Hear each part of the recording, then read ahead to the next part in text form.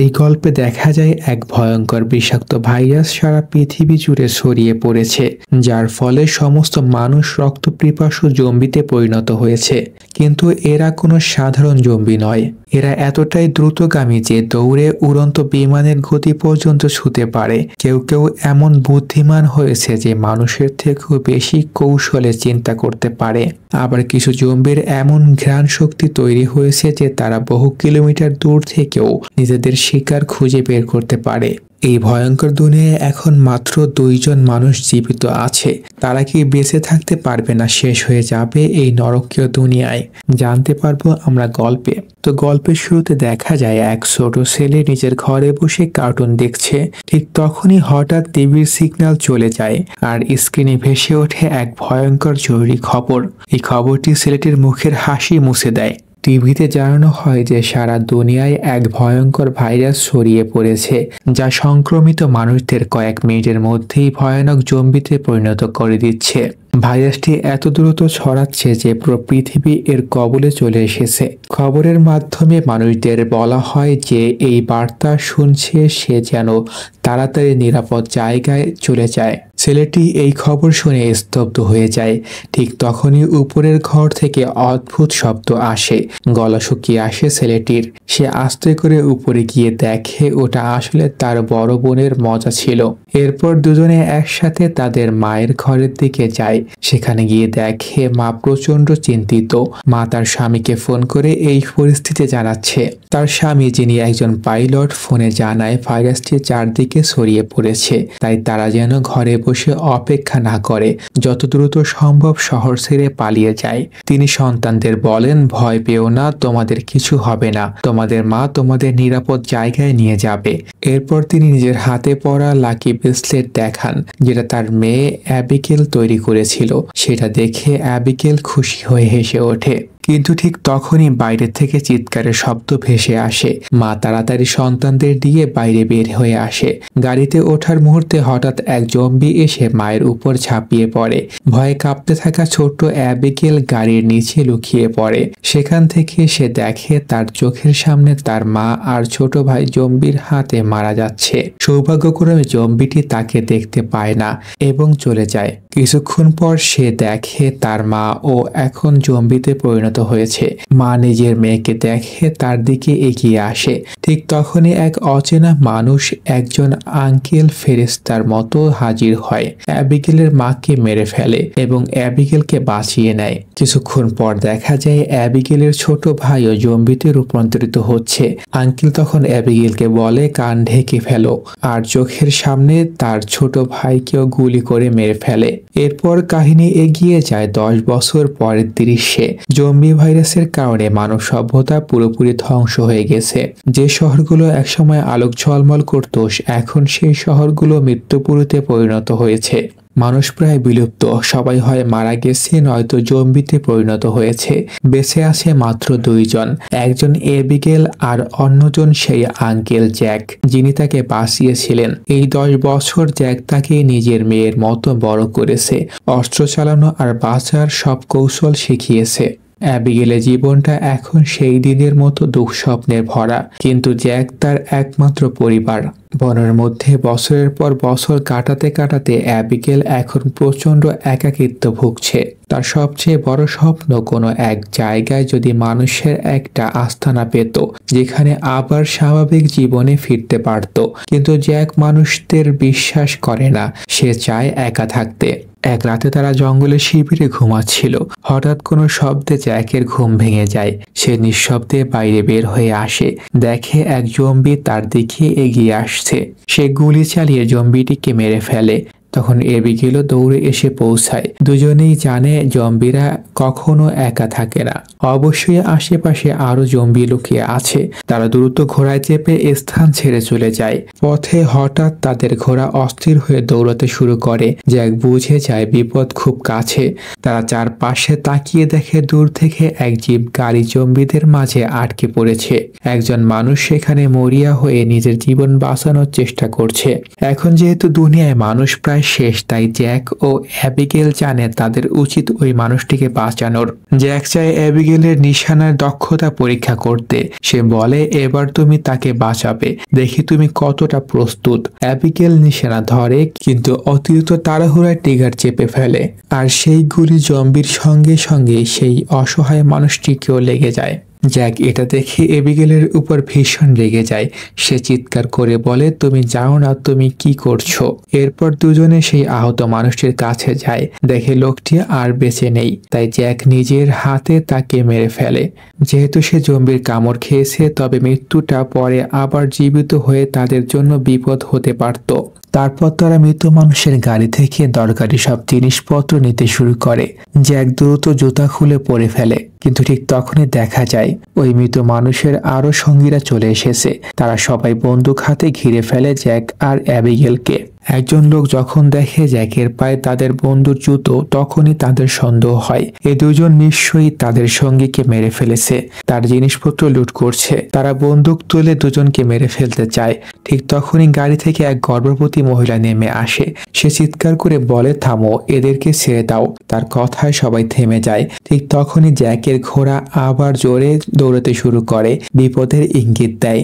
পরের মুহূর্তে দূরের বন থেকে গর্জন শোনা যায়। বাতাসের মতো তীব্র গতিতে অসংখ্য জম্বি চারদিক থেকে তাদের দিকে ধেয়ে আসছে, এত দ্রুতগামী যে কাউকে পালানোর সুযোগ দেয় না। সবাই অস্ত্র বের করে লড়াই শুরু করে। বন্দুকের আওয়াজ, আত্মচিৎকার, রক্তের গন্ধে চারপাশ ভরে যায়। তাদের কাছে অস্ত্র ছিল, কিন্তু জম্বিদের সংখ্যা ছিল 1000 গুণ বেশি। এক এক করে সবাই মারা যেতে শুরু করে। বাকি কিছুজন মরিয়া হয়ে বাঁচার চেষ্টা করে, কিন্তু আশ্রয় নেই কোথাও। একজন শক্ত সামর্থ্যবান মানুষ জম্বির কামড় খেয়ে ফেলে। সে নিজেকে মেরে ফেলতে বন্দুক তোলে, কিন্তু ট্রিগার চাপতেই বুঝে ফেলে গুলি শেষ। তখনই বুঝে যায় আর লড়ে লাভ হবে না। অ্যাবিগেল দ্রুত সেই গর্ভবতী মহিলাকে গাড়িতে তুলতে সাহায্য করে। মহিলার স্বামী ডেভিড ইতিমধ্যেই ভেতরে বসে আছে। জ্যাক গাড়ি স্টার্ট দেয় আর 4 জন সেখান থেকে পালিয়ে যায়। পুরো দলে বেঁচে আছে শুধুমাত্র এই 4 জন। বাকি সবাই জম্বিদের খাদ্যে পরিণত হয়েছে। একজন কালো মুখওয়ালা জম্বি তার সঙ্গীদের মৃতদেহ দেখে প্রচন্ড রেগে যায়। তার চোখে প্রতিশোধের আগুন। অন্যদিকে জ্যাক, অ্যাবিগেল, ডেভিড আর ম্যাগন গর্ভবতী মহিলা গাড়িতে চেপে দূরে পালাচ্ছে। পথে জ্যাক পিছনের সিটে বসা মহিলাকে জিজ্ঞাসা করে, তোমরা আসলে কারা? এখানে কি করছো? মহিলা বলে, আমরা সবাই শিপ টাউন নামে জায়গায় যাচ্ছিলাম। ওখানে নাকি এখনো মানুষ বেঁচে আছে, নিরাপদ আশ্রয়, খাবার, ওষুধ সবকিছু আছে। আমরা সবাই ওখানে গিয়ে নতুন করে বাঁচতে চেয়েছিলাম। এই কথা শুনে অ্যাবিগেলের চোখ জ্বলে ওঠে আশায়। শিপ টাউন, এটাই তো সেই জায়গা যেখানে সে ছোটবেলা থেকেই যেতে চেয়েছিল। কিন্তু জ্যাক ঠান্ডা গলায় বলে, এমন কোনো জায়গা নেই। আমি 10 বছর ধরে ঘুরে বেড়াচ্ছি, কোথাও কোনো মানব বসতি দেখিনি। ঠিক তখনই তাদের গাড়ি হঠাৎ বন্ধ হয়ে যায়। ডেভিড বাইরে নেমে বলে, আমি একজন মেকানিক, আমি ঠিক করে দিতে পারবো। কিন্তু যন্ত্রপাতি না থাকায় গাড়িটা আর ঠিক হয় না। তাই তারা সিদ্ধান্ত নেয় হেঁটেই যেতে হবে। অনেক দূর হাঁটার পর তারা পৌঁছে যায় এক পরিত্যক্ত আবাসিক এলাকায়। উঁচু দালানগুলো এখানে দাঁড়িয়ে আছে, কিন্তু চারদিকে শুধু মৃত্যুর ছায়া। তারা আগে পুরো জায়গাটা ভালো করে খুঁজে দেখে কোথাও জম্বির উপস্থিতি আছে কিনা। কোথাও জম্বির উপস্থিতি নেই। তাই তারা এখানেই রাত কাটানোর সিদ্ধান্ত নেয়। রাতে আগুন জ্বেলে সবাই একসাথে বসে। অ্যাবিগেল উত্তেজিত হয়ে শিপ টাউন নিয়ে জানতে চায়। ম্যাগন হাসি মুখে বলে, আমরা আগেই রেডিওতে ওদের সঙ্গে কথা বলেছি। ওটা এক স্বপ্নের জায়গা, নিরাপদ, সুন্দর, জম্বি মুক্ত। এই কথা শুনে অ্যাবিগেলের চোখে আশার আলো জ্বলে ওঠে। জ্যাক এই মুহূর্তে বাইরে ফাঁদ পাচ্ছে, যেন রাতে কেউ এলে টের পাওয়া যায়। ভেতরে এসে সে মানচিত্র বের করে বলে, আমি তোমাদের কিছু দূর পর্যন্ত নিয়ে যাব, তারপর আমরা আলাদা পথে যাব। অ্যাবিগেল তৎক্ষণাৎ বলে ওঠে, না, ডেভিড একা তার গর্ভবতী স্ত্রীকে নিরাপদে পৌঁছে দিতে পারবে না, আমাদের একসঙ্গে যেতে হবে। জ্যাক কঠোর গলায় বলে, যেখানে বেশি মানুষ সেখানে বেশি বিপদ। অ্যাবিগেল এই সিদ্ধান্তে ভীষণ রেগে যায় এবং একা চলে যায়। তারা কেউই টের পায় না। কালোমুখ সেই জম্বি তাদের পুরনো গাড়ির গন্ধ অনুসরণ করে এই জায়গায় চলে এসেছে। পরদিন সকালে অ্যাবিগেল ছাদের উপরে বসে নিজের শৈশবের ছবি দেখছিল। ঠিক তখনই নিচের গাছপালা থেকে অদ্ভুত শব্দ আসে। সে বুঝে যায় জম্বি ঢুকে পড়েছে। সে নিচে দৌড়ে গিয়ে সবাইকে সতর্ক করতে চায়, কিন্তু পেছন থেকে এক জম্বি ঝাঁপিয়ে পড়ে। অ্যাবিগেল সিঁড়ি বেয়ে উপরে উঠতে থাকে, পেছনের জম্বিটাকে ঠেলে নিচে ফেলে দেয়, কিন্তু ভারসাম্য হারিয়ে নিচেও পড়ে যাওয়ার উপক্রম হয়। ঠিক তখনই জ্যাক সময় মতো এসে তাকে ধরে ফেলে। অল্পর জন্য বেঁচে যায় অ্যাবিগেল। কিছুক্ষণ পর কালোমুখ জম্বি তার দল নিয়ে পৌঁছে যায় সেখানে। সে বুঝে গেছে তার সঙ্গীরা এখানেই মারা গেছে, কিন্তু জ্যাকের আগে থেকেই পাতানো ফাঁদে একের পর এক জম্বি মারা পড়ে। বিস্ফোরণের শব্দে জ্যাক বুঝে যায় জম্বিদের দল তাদের আগের রাতের আশ্রয়ে পৌঁছে গেছে আর এখনো তাদের পিছু নিচ্ছে। সৌভাগ্যক্রমে তারা সেই জায়গা ছেড়ে অনেক দূরে চলে এসেছে। পথে হঠাৎ অ্যাবিগেলের মনে পড়ে যায় অল্প দূরত্বেই একটা ছোট এয়ারপোর্ট আছে। তার বাবা সেখানে কাজ করতেন, হয়তো সেখানে কোনো প্লেন এখনো বেঁচে আছে। কিন্তু জ্যাক আপত্তি জানায় এয়ারপোর্ট মানে খোলা জায়গা, ওখানে গেলে যদি জম্বিরা ঘিরে ফেলে পালানোর কোনো পথ থাকবে না, আর প্লেন পাওয়ার সম্ভাবনাও খুব কম। কিন্তু অ্যাবিগেলের অনুরোধে অবশেষে জ্যাক রাজি হয়ে যায়। তারা পৌঁছে যায় এয়ারপোর্টে। চারপাশে নীরব বাতাসে মরিচা ধরা ধাতুর গন্ধ। কোথাও কোনো প্লেন নেই। জ্যাক বলে, দেখেছো আমি বলেছিলাম। কিন্তু ভাগ্য এবার তাদের পাশে ছিল। একটি পুরনো গ্যারেজের দরজা খুলতেই দেখা যায় ভিতরে একটা ছোট এরোপ্লেন। সবাই আনন্দে চিৎকার করে ওঠে। এখন শিপটাউনে পৌঁছানোর আশাটা সত্যি হতে চলেছিল, কিন্তু প্লেনটি বহুদিন ব্যবহার করা হয়নি। ডেভিড বলে, একটু কাজ লাগবে, 10-15 মিনিটই ঠিক করে ফেলবো। জ্যাক আর অ্যাবিগেল তখন এয়ারপোর্ট ঘুরে দরকারি জিনিসপত্র খুঁজছে। ঠিক তখনই ডেভিড দূরবীন দিয়ে দেখে দূরে ধুলার ঝড়ের মতো জম্বিদের দল দৌড়ে আসছে। সে চিৎকার করে বলে, দ্রুত প্লেন চালু করো, না হলে ওরা এসে যাবে। অ্যাবিগেল তৎক্ষণাৎ পাইলটের সিটে বসে পড়ে। তার বাবা পাইলট ছিলেন, তাই ছোটবেলায় কিছুটা শিখেছিলেন সে বই খুলে দেখে কন্ট্রোলগুলো। জ্যাক এই মুহূর্তে বন্দুক হাতে জম্বিদের দিকে গুলি চালাচ্ছে। অ্যাবিগেল ঘাম ভেজা হাতে স্টার্ট বাটনের বোতাম টিপে দেয়। ইঞ্জিন কেঁপে ওঠে, তারপর গর্জে ওঠে। প্লেন চলতে শুরু করে, কিন্তু তখনই বিশাল জম্বির দল রানওয়েতে পৌঁছে যায়। একটা জম্বি তো দরজা পর্যন্ত চলে আসে। জ্যাক ঘুরে তাকিয়ে গুলি চালায়। জম্বিটা পড়ে যায়, প্লেন মুক্ত হয়। অ্যাবিগেল এখন পুরো নিয়ন্ত্রণ হাতে হাল ধরে প্লেনটিকে আকাশে তুলতে প্রস্তুত। এখন তাদের একটাই গন্তব্য, শিপটাউন, জীবনের শেষ আশ্রয়। এইভাবে তারা বিমানটিকে উড়িয়ে নিতে সক্ষম হয়। সবাই আনন্দে চিৎকার করে ওঠে। অবশেষে তারা শিপটাউনের পথে। ম্যাগনের চোখে পানি চলে আসে। অ্যাবিগেলের মুখে আশার আলো, আর জ্যাক শান্ত মুখে আকাশের দিকে তাকিয়ে গভীর নিঃশ্বাস ফেলে। দীর্ঘ 10 বছর পর যেন জীবনের গন্ধটা আবার ফিরে এসেছে। কিন্তু এই সুখ বেশিক্ষণ টেকে না। বিমান আকাশে উড়ে যাওয়ার কিছুক্ষণ পরে হঠাৎ ইঞ্জিন থেকে ধোঁয়া বের হতে শুরু করে। 10 বছর ধরে প্লেনটি পড়ে থাকার কারণে ইঞ্জিনের ভেতরে মরিচা জমে গিয়েছিল। কয়েক সেকেন্ডের মধ্যে একটা প্রচন্ড বিস্ফোরণে প্লেনটি কেঁপে ওঠে। সবার মুখে আতঙ্কের চিৎকার, আর প্লেন নিচের দিকে ছুঁড়ে পড়তে শুরু করে। জ্যাক ঠান্ডা মাথায় কন্ট্রোল ধরে চিৎকার করে বলে, ধরো, আমি চেষ্টা করছি ল্যান্ড করাতে। অবশেষে সে বিমানটিকে জঙ্গলের এক বিশাল গাছে আশ্রয় ফেলে। একটা ক্র্যাশের শব্দে সঙ্গে সঙ্গে ধুলোয় মেঘ, আগুনের গন্ধ, কিন্তু অলৌকিকভাবে তারা সবাই বেঁচে যায়। যদিও হাতে পায়ে মুখে রক্ত লেগে আছে, কিন্তু প্রাণে বেঁচে আছে, এটাই এখন পৃথিবীর সবচেয়ে বড় আশীর্বাদ। বিমান পুরোপুরি ভেঙে গেছে, আর ব্যবহার করার মতো কিছুই বাকি নেই। তাই তারা আবার পথে হাঁটতে শুরু করে।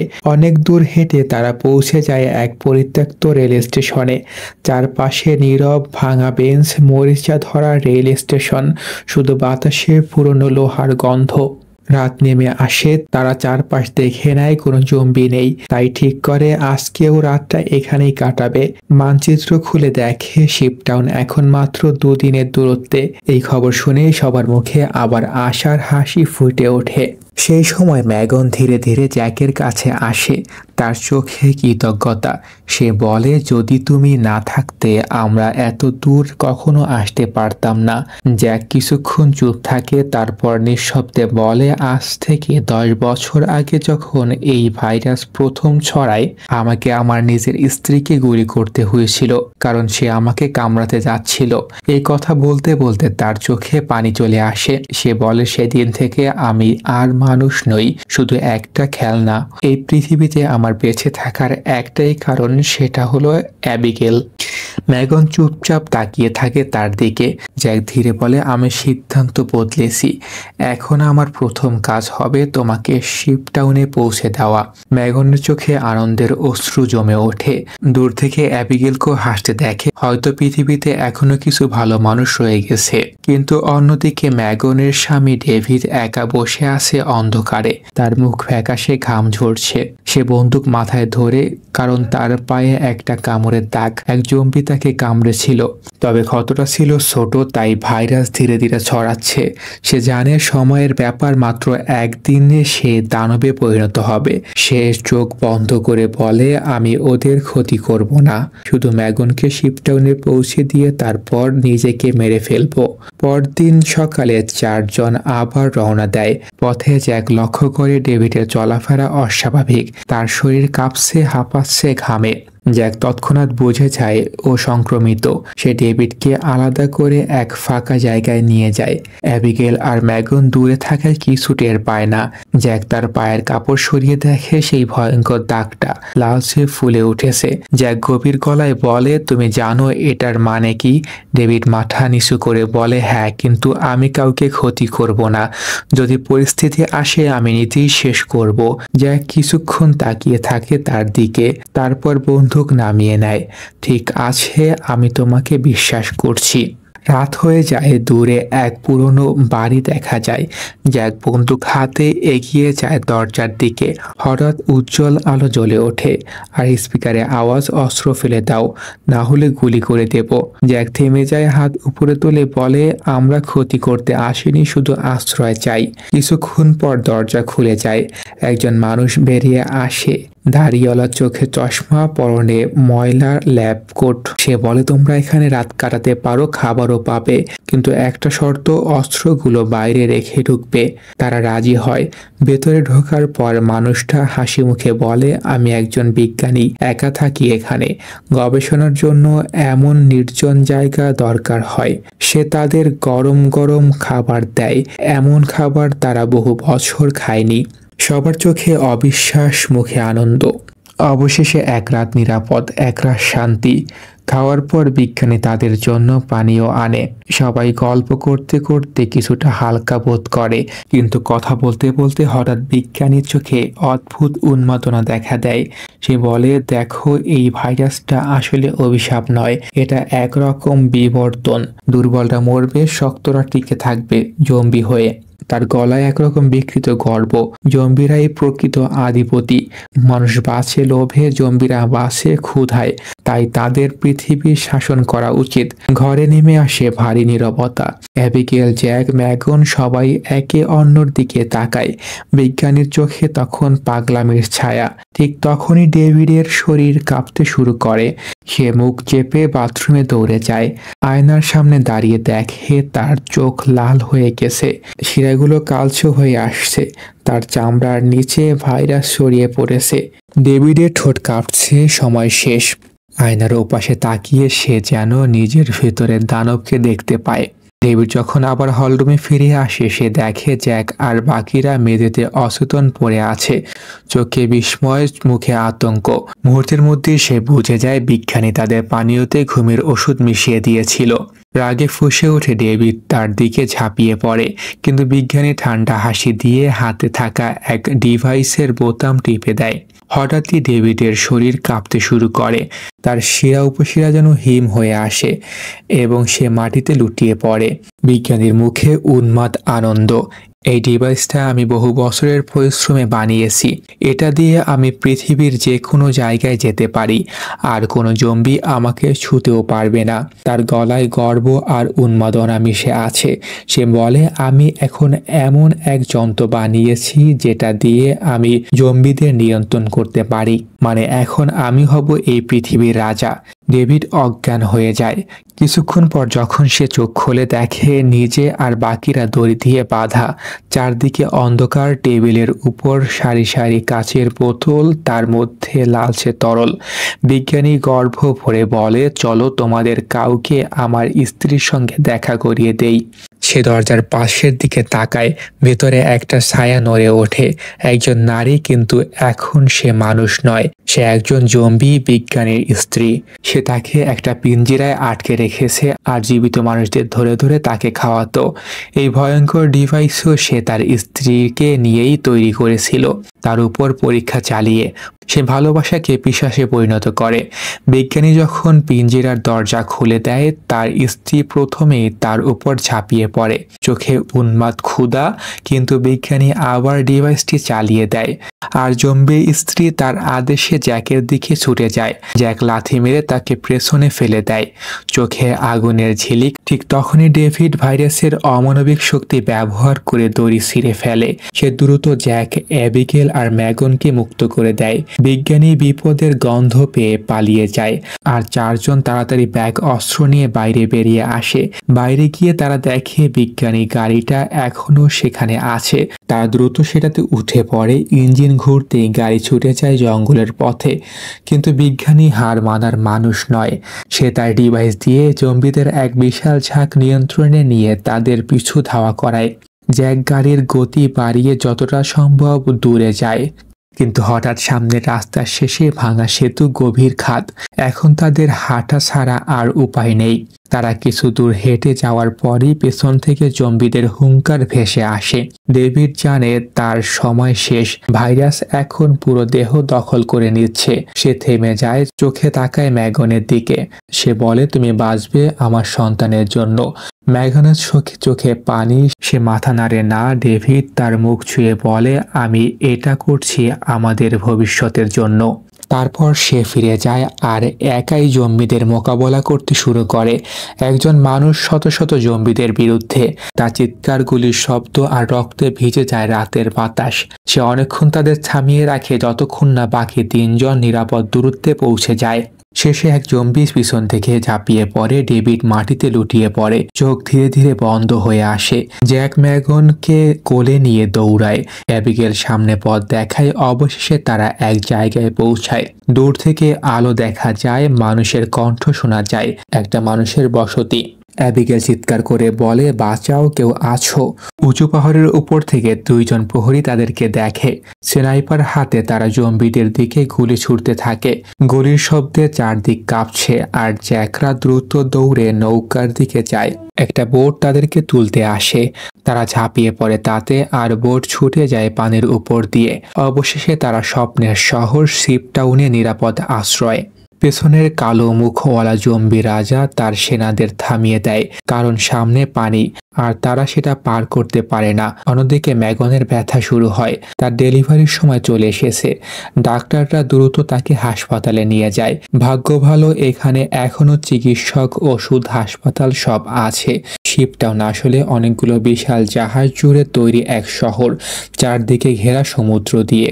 পরের সকালে জ্যাক অ্যাবিগেলকে বলে, আমাদের এখান থেকে চলে যেতে হবে। কিন্তু অ্যাবিগেল মাথা নাড়ে।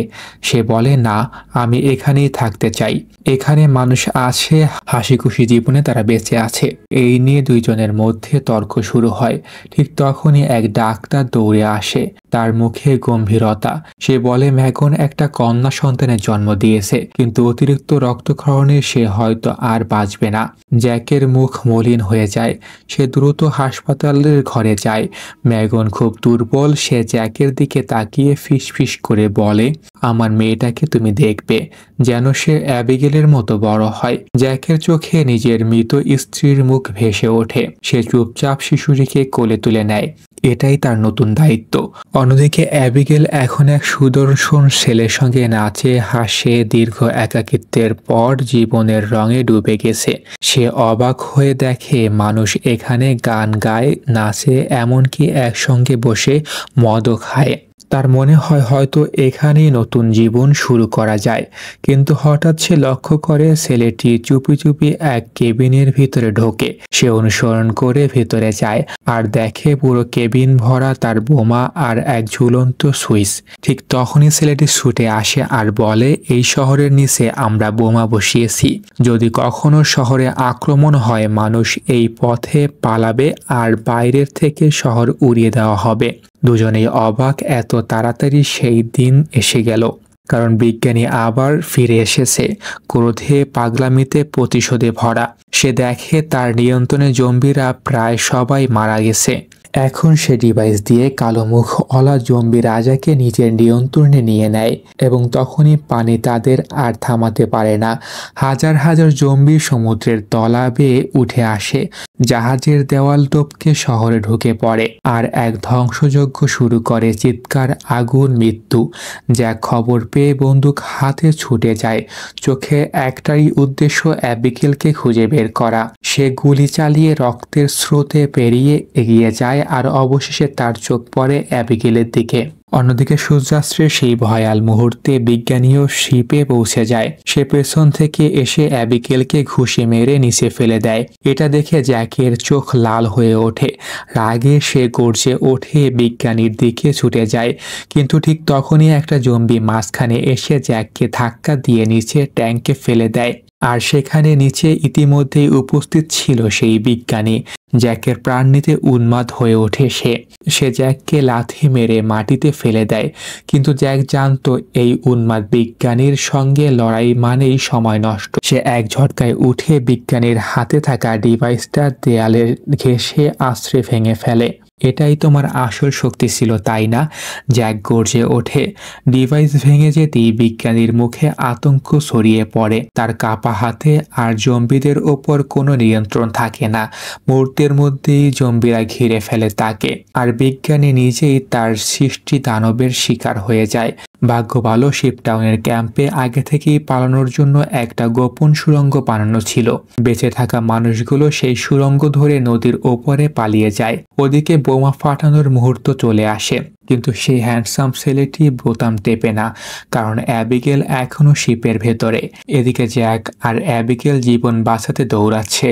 হঠাৎ পেছন থেকে কালোমুখ জম্বি রাজা অ্যাবিগেলের হাত চেপে ধরে টেনে নেয়। জ্যাক পাগলের মতো দৌড়ে এসে কাঠের টুকরো দিয়ে তার মাথায় আঘাত করে। জম্বি রাজা হোঁচট খেয়ে পেছনে পড়ে যায়। ঠিক তখনই অ্যাবিগেলের চোখ পড়ে তার হাতে বাঁধা এক ব্রেসলেটের দিকে। একটি ছোট্ট রঙিন সেরা ব্রেসলেট, যেটা সে নিজের হাতে বাবার জন্য বানিয়েছিল যখন সে ছিল শিশু। অ্যাবিগেলের নিঃশ্বাস বন্ধ হয়ে আসে, চোখ ভরে যায় পানিতে। সে কাপা গলায় বলে বাবা, কিন্তু তার বাবা এখন আর মানুষ নয়, সে এক রক্তপিপাসু দানব, এক জম্বি রাজা। জ্যাক তার হাত ধরে টান দিয়ে বলে, চলো এখান থেকে।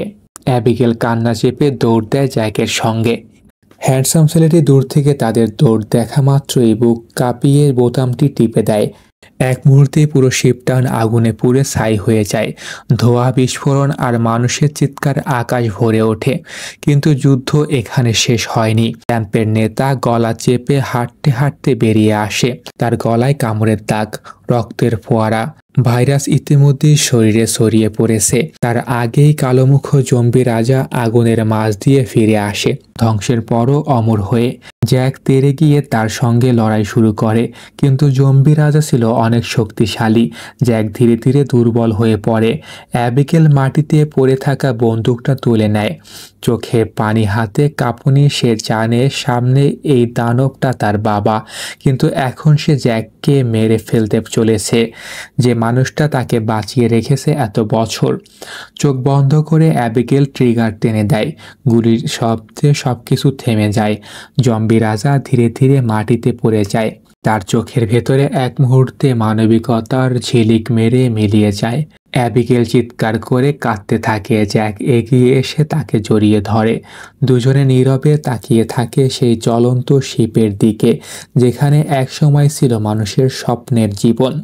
তারপর তারা বাকি বেঁচে থাকা মানুষদের নিয়ে দূরে সমুদ্রের ওপারে এক নির্জন দ্বীপের দিকে পা বাড়ায়। সেখানে নতুন সূর্যোদয়ের আলো তারা সিদ্ধান্ত নেয় একটা নতুন মানব সভ্যতা গড়ে তুলবে। নতুন শুরু, নতুন আশা, আর এভাবেই শেষ হয় এই হৃদয় বিদারক গল্পটির।